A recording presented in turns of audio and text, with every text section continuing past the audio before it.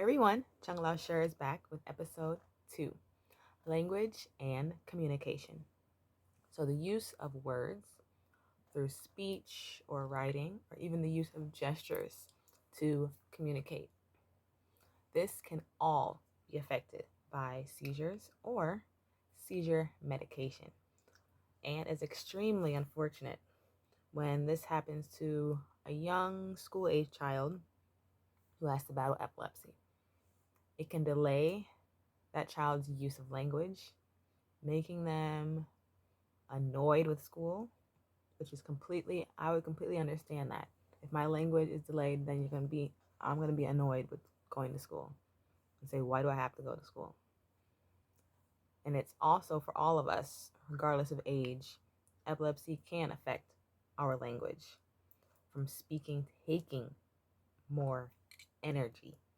I'll say that again, taking more energy just to speak, fatigue from speaking, all the way to trouble with pronunciation, such as stuttering, difficulty reading, difficulty with writing, to trouble with vocabulary during a sentence, even mid-sentence. So I want all my viewers to imagine speaking to someone, speaking to your brother, sister, cousin, whoever, your friend.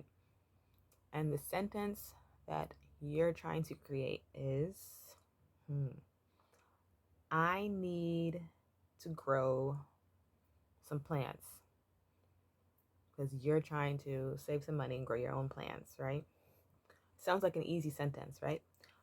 But you have all of the words on the tip of your tongue except for the word grow. How would you deal with that situation? So you may just start to repeat yourself, saying, I need to, over and over again. You may even start to think out loud. What's that word that means to make things, to make plants? So if that happens to you once a month or every 2 months, you may be able to deal with that. And of course, this happens to practically everyone. That's just normal.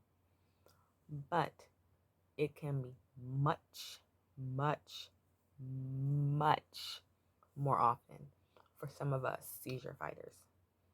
Even every day, throughout the whole day. Now that's stressful. And I know all my seizure fighters who this happens to mid-sentence, they feel like their vocabulary is decreasing. It is very stressful.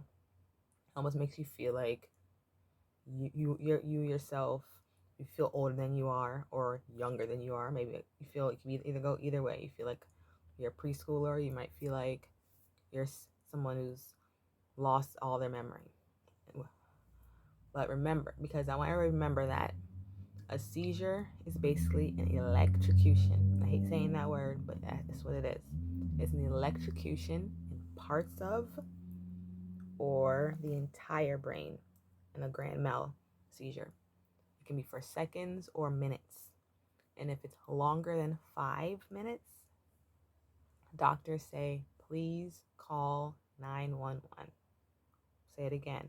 Longer than 5 minutes, doctors say, please call 911. Now, different lobes or parts of the brain have different functions. So it's like seizures are electrocuting these functions. For me, it's electrocuting my left temporal lobe. So each lobe has the specific function, causing stress on functions, these electrocutions. It's like a stress on our whole body, not just the brain, because your brain is the key to the rest of your body, right? So to my team epilepsy, I want you to focus on what you can do, and those who know a fighter, please try not to get into the habit of reminding them of their struggles, reminding them what they can't do. I'm sure if they're already forgetting words or they're stuttering more, difficulty pronunciation, they know it and they feel it. And they have to deal with day to day dealing with that.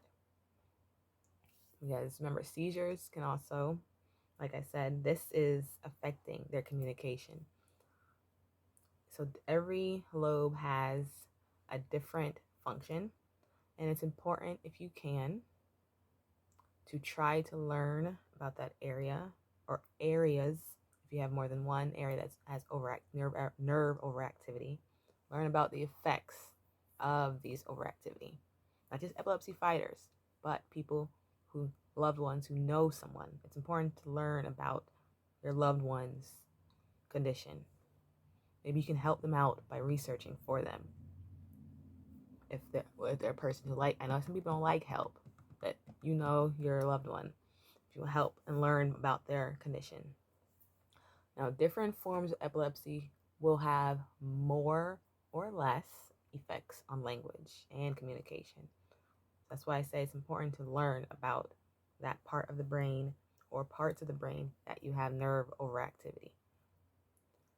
And for most of all, with this parts with communication, I'm just so thankful that I haven't forgotten people, because a friend of mine once told me about a coworker of theirs that had to be reintroduced to staff members, all the staff members, just because their coworker had one seizure.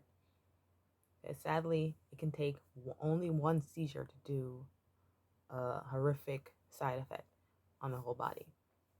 And this one seizure of that their coworker had erased all these connections with their staff, making now that staff member, basically, like I said last episode, now they're having to go through a college course of learning about their staff members. Plus, on top of that,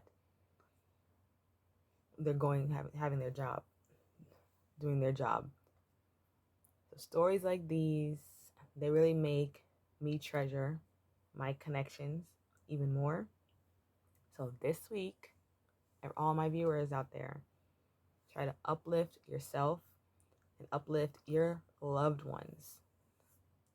And don't take it for granted, all those communications, all those connections that you have with people. Because like that person, that staff member of my friends, one seizure can take that away. So don't take all those communications, all those connections, all that you have with people for granted. And I will see you next week.